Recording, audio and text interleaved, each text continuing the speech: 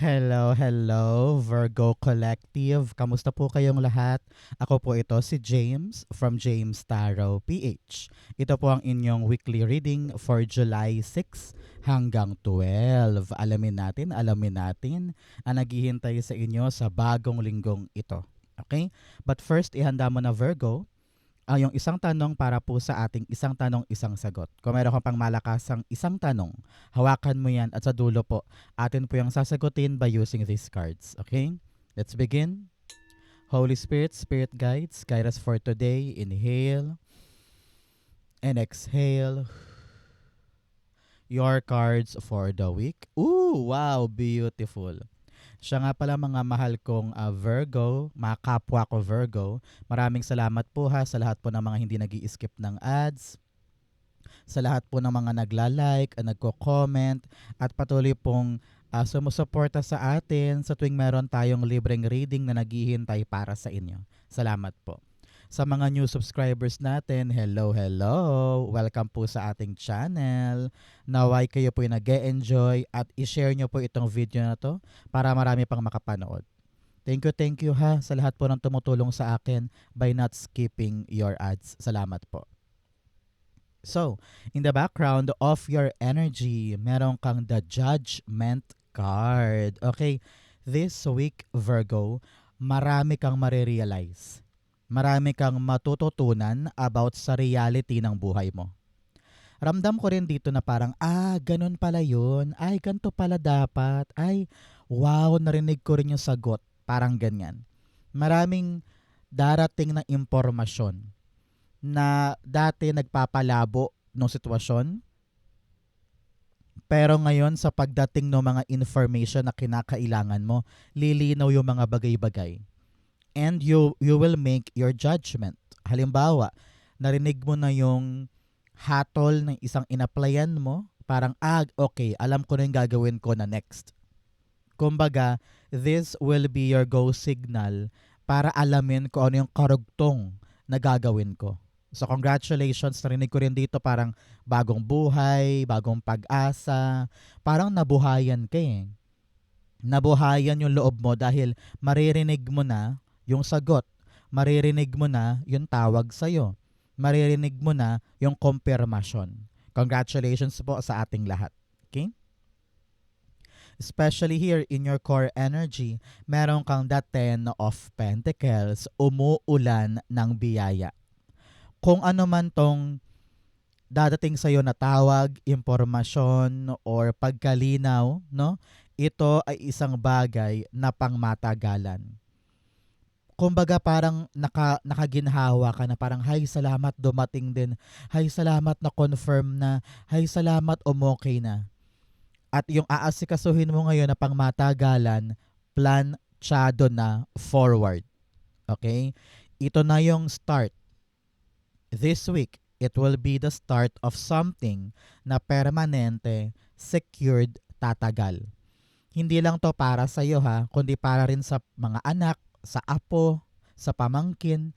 Talagang marami kang masya-share sa mga tao sa paligid mo. Meron kang 10-10 here. Ang 10-10 po ay completion, success, talaga namang pagbuo, no?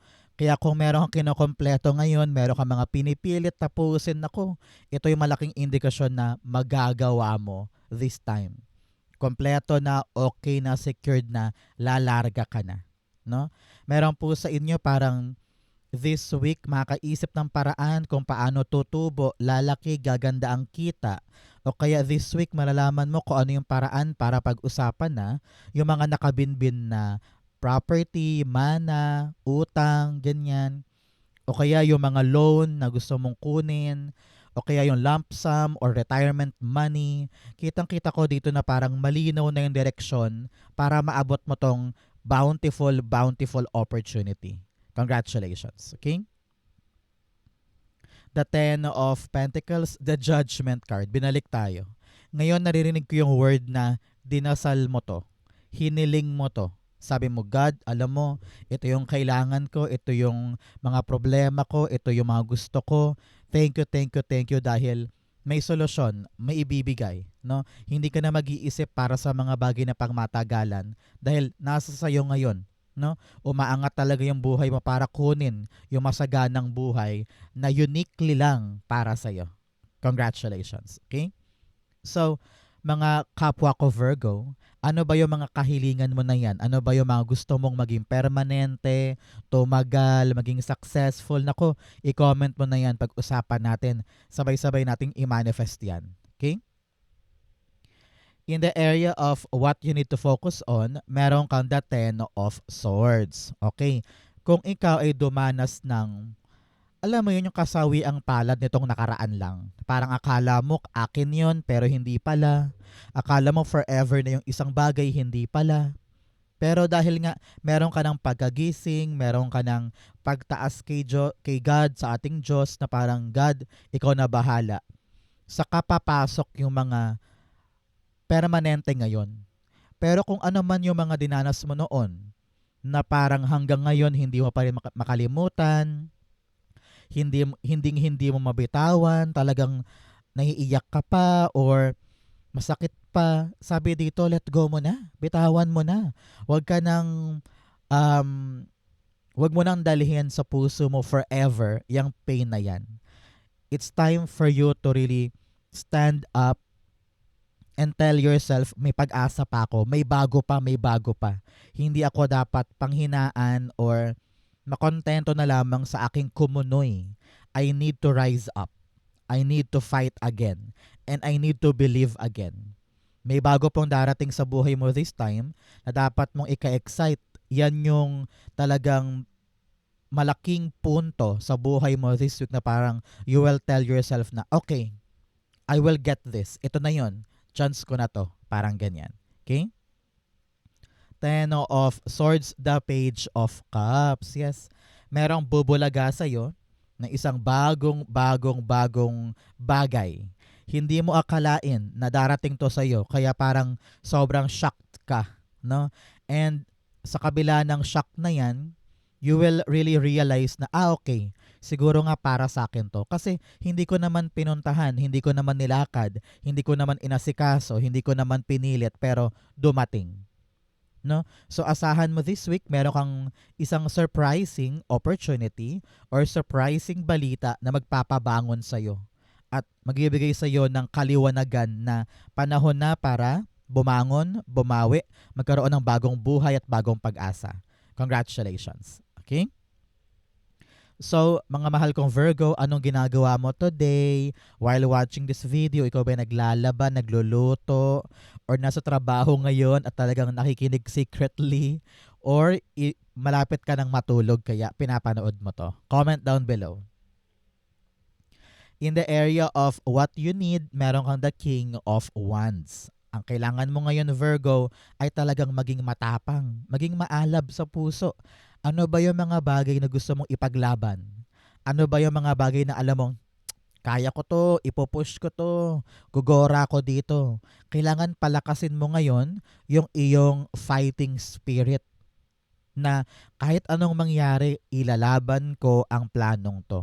Kahit pa maraming bashers, maraming humahadlang, maraming kalaban or maraming obstacles along the way, hindi mawawaglit or hindi manghihina yung power mo para abutin ito. No? So ngayon, magpakatapang ka, laksa ng loob at bumira dahil merong laban itong mga planong ito. Kayang-kaya mo yan. Okay? The King of Wands, the Five of Swords. Ito na naman tayo, Virgo. Ito na naman tayo. Ang problema natin palagi, we overanalyze. We overthink. We catastrophize, no? Kahit napakasimple lang naman ang gagawin natin, pinapangunahan tayo ng takot, kaba, overthinking. Nag-iisip tayo ng mga kanigahan na maaaring mangyari, pero wala naman tayong katibayan na mangyayari talaga yun, di ba? Sa panahon to para ipahinga yung ating mga takot, yung ating mga stress, at gawin lang natin ang tama. Yung kaya mo lang today, yun lang ang gawin mo. At huwag mo nang i-big deal pa yung mga nangyayaring mali sa paligid.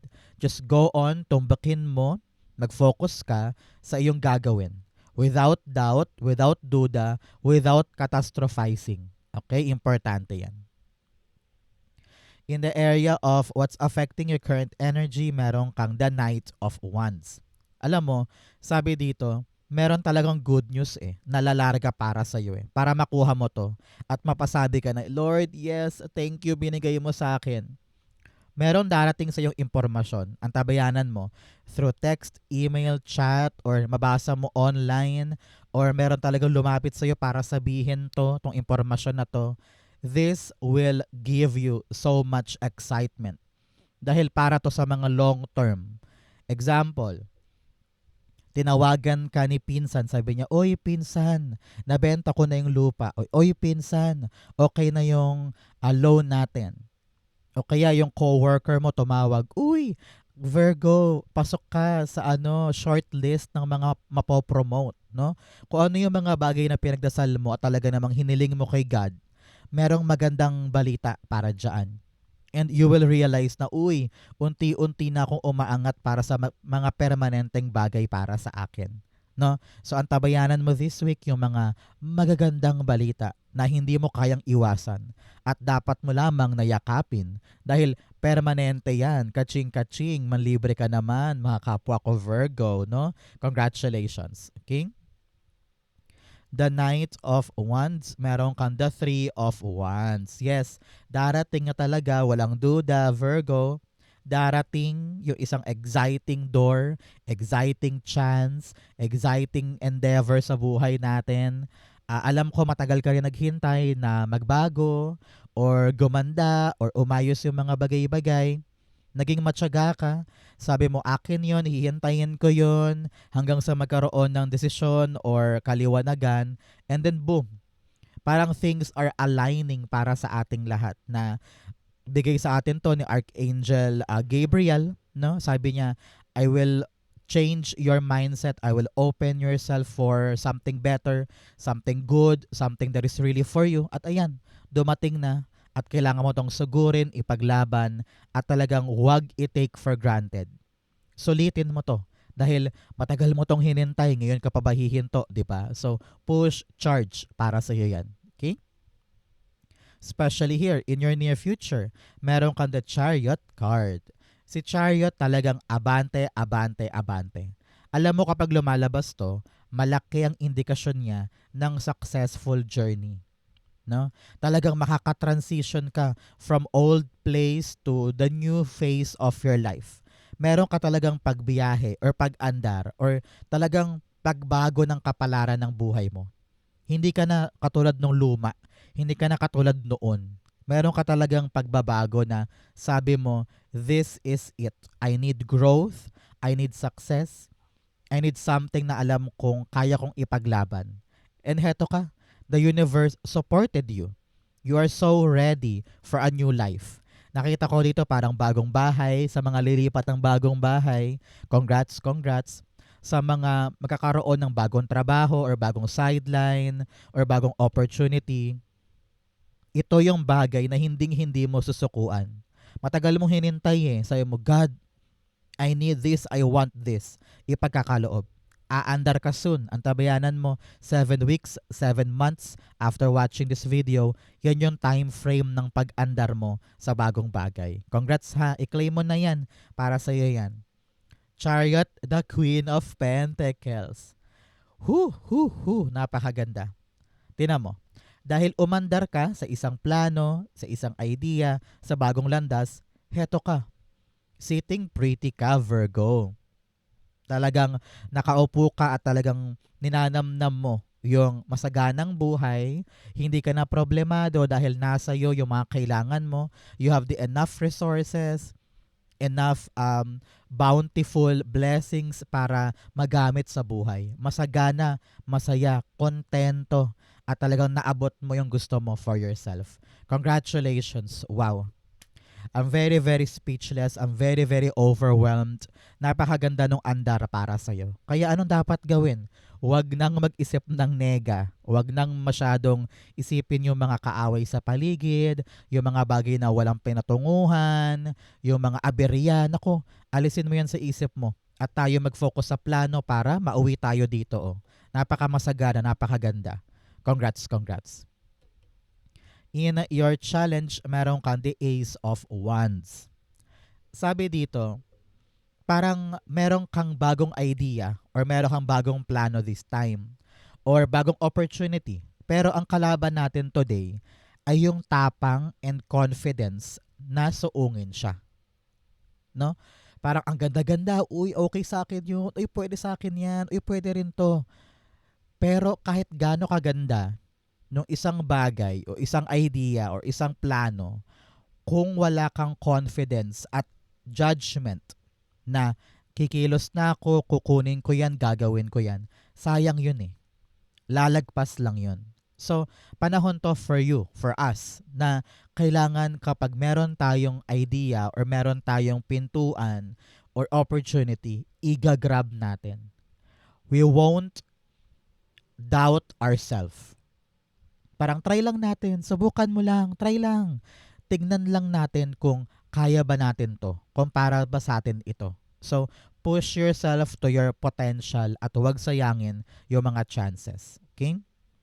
Ace of Wands, the Nine of Cups. Alam mo na, kapag lumalabas to sa aking reading, Virgo, time na for you to make a wish. So ngayon, pumikit ka na dyan, mag-wish ka na para sa'yo to. Okay? Sabi dito, kung ano man tong paraan para maabot yung goal natin, wag na wag sukuan at atrasan. Okay? Meron ka ng matibay at konkretong daan patungo sa wish mo, sa goal mo, so tumbukin mo. Okay? Do not let any stone unturned. Kumbaga, lahat ng potential mong pwedeng gawin, gagawin mo. And kailangan talaga dito confident tayo. Ito ang plano ko, itong idea ko, ito yung pintuan ko, papasukin ko yan para makuha ko to. Parang ganyan. Okay? In your fortune, meron kang breaking trail, a breakthrough is at hand. Congratulations! Talagang makakalagpas tayo sa mga mahihirap na parte ng buhay natin. Kung ikaw ay dumanas ng bagyo or unos or problema, nako, ito yung kumpirmasyon. Makakalagpas ka dyan with flying colors and you will tell yourself, wow, kinaya ko. And you will be celebrating dahil nakalagpas ka na. Congrats! In your fortune, meron kang the Fool card. Ito, importante to. No? Nasa fortune pa din natin, ibig sabihin, meron kang bagong gagawin. Bagong lugar, bagong negosyo, pwede. Or bagong pagkakataon na sabi mo, panahon na. Gising na ako. Gagawin ko na to.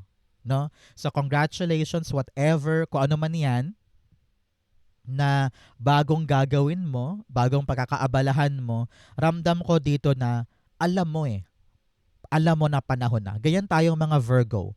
We won't pursue anything kapag hindi pa tayo ready. Kahit pagano kagahulang oras o kung gaano pa kaganda yung isang bagay, pag hindi tayo handa, hindi tayo handa. Pero kapag tayo, na-figure out na natin kung ano yung proseso, kung ano yung gagawin na pag-aralan na natin, gogora tayo eh. And here you are. Panahon na para kumilos sa bago, sa isang exciting adventure. At kitang-kita ko dito na alam mo na yung gagawin mo forward. Congratulations. The Fool card. You have the Four of Pentacles. Wow, wow, wow. You're really on the path of stability. Maaari na tong bagong gagawin mo, maaring punta ka sa ibang lugar, ibang bansa, ibang trabaho, or susubok ka ng mga bagong adventure na hindi mo pa natatry before. Ito yung magtutulay sa'yo for your stability. Stable money, stable income, stable household, or stable relationship. Diba? So kung ano man tong tatahakin mo, stability ang makukuha mo para dyan. Congrats. Okay? Panahon na rin to para wag nang mahiya, wag nang matakot, wag nang, alam mo yung magtira ng puro takot. Kailangan all out ka ngayon and open yourself to new things. Okay? Congrats. In your divine messages, meron kang hold your vision. Sabi dito, huwag kang papadala sa gulo ng paligid. sa distractions, sa mga obstacle. Kailangan nakatingin ka lang sa mga plano mo, kapitan mo yan, tuparin mo yan. Okay? Huwag kang papadala sa mga kapangitan sa paligid, and let's just focus on our goal. In your divine, meron kang the Seven of Wands. Si Seven of Wands, sinasabi dito, laban, sugod, wag uurong. Patunayan mo sa kanilang lahat na karapatan mo itong bagay na ito. Na ipapanalo ko to. Na kahit gaano karami sa paligid ang nega at basher mo. Sikat ka ba, Virgo?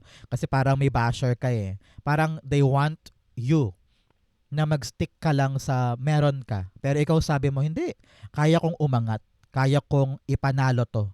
Kaya kong patunayan sa inyong lahat na this is mine. I will make this successful and I will reach the top. No? So, panahon din to para barikadahan mo na ang buhay mo against other people na toxic, magulo, palaaway, puro chismis, puro drama. Panahon to para lagyan ng wall ang sarili mo against those people para makapag-focus ka sa gagawin mo ngayon. Okay?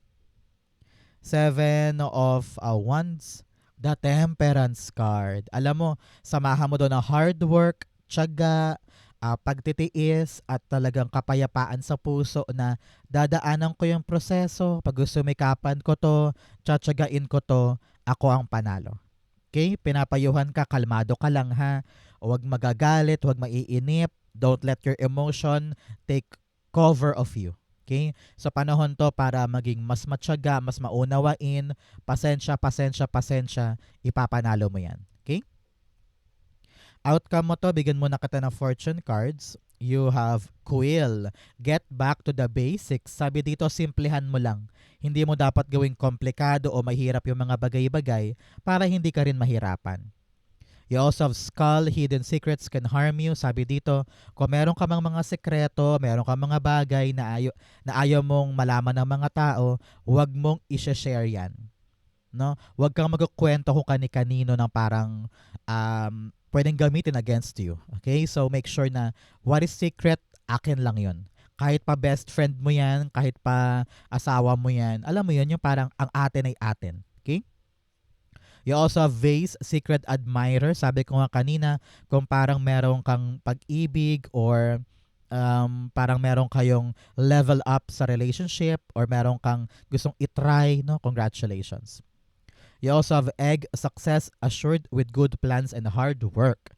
Sabi dito, basta magsipag ka lang na may kasamang magandang plano, sure ball ang tagumpay.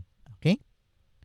Ang outcome ni Virgo for July 6 hanggang July 12, the Knight of Cups. Wow! Sa mga naghihintay dyan ng offer, sagot, or katuparan ng mga nilalakad mo, confirm dito, no? Darating yung offer, darating yung opportunity na ibibigay para sa iyo. Kaya anong dapat gawin ni Virgo? Tumulay, yakapin, saluhin, at talagang tanggapin kung ano yung para sa iyo. Kitang-kita ko dito na this week, alam na ng puso mo kung ano yung purpose ko, kung ano yung direction ko, kung para saan talaga ako. Hindi ka na maliligaw. Talagang you're offering yourself. You're offering your services para makuha mo rin pabalik yung para sa'yo. Congrats po. Knight of Cups. You have the High Priestess. Believe in yourself, Virgo. Walang pagdududa sa iyong sarili. You have the enormous talent, enormous potential para magawa at makuha yung gusto mo. Kaya importante, sigurado ka sa gusto mo para malakad mo siya. Listen to your heart. Listen to your intuition. Alam mo kung ano yung gusto mo. At yun ang lakarin mo. Okay? Congratulations. So, tayo na. So, yung isang tanong, isang sagot. Pumikit ka na, Virgo. Isipin mo na yung one question mo. Okay? Inhale. And exhale the answer to your question. You have King of Cups, the Four of Swords, and the Four of Wands. Beautiful. At the bottom, meron kang the Two of Pentacles. Nako, this week, babalansin na yung buhay mo pagdating sa yung question. Parang ngayong linggo darating yung kaliwanagan or mababalansin mo na kung anong dapat mong gawin. Kaya medyo payapa ka na parang okay, gets ko na, alam ko na, hindi na ako nagdududa, hindi na ako takot, hindi na ako nag-aaligaga. Alam ko na sa isip ko kung ano yung proseso, kung ano yung dapat kong tulayan. And here you are, very calm, collected. Walang stress, walang worry. At mataas yung tiwala mo kay God ngayon na parang, alam mo God, ko talagang para sa akin to, alam ko ibibigay mo. Pero, ngayon kikilos ako for this. Papahalagahan ko siya, aayusin ko siya, iingatan ko siya, i-value ko siya. Nang sa ganon, ayan, tumbok na tumbok with the Four of Wands. You will celebrate soon. Abot mo yung milestone, na-reach mo yung finish line, at talagang para sa'yo to. Ramdam ko your family, ikaw, mag-celebrate ka dahil nakuha mo. Kinaya mo lahat, sumabay ka sa agos, pinilit mong kayanin to, nagpakakalmado ka because you know in your heart na akin to, masaya ko dito, ipupush ko to. At yung tiwala mo kay Lord na, sige Lord, kung talagang para sa akin to, gagawin ko. And yung malalim na faith na yan at yung iyong kalmadong aspeto at patuloy mong pagkilos para kayanin siyang gawin ay magdudulot sa iyo ng labis-labis na selebrasyon. Congratulations. Okay? So, if you're waiting for a yes or no, the answer is yes, yes, yes. Kayang-kaya para sa iyo yan. Stay calm, stay faithful dyan, and just relax. It will go on sa magandang ending. Congratulations. Celebrate soon para sa iyo yan. Congratulations Virgo, yan po yung isang tanong, isang sagot. Ganon din po ang inyong July 6 to 12. Saan po kayo nakaresonate? Comment below, babasahin ko po yan.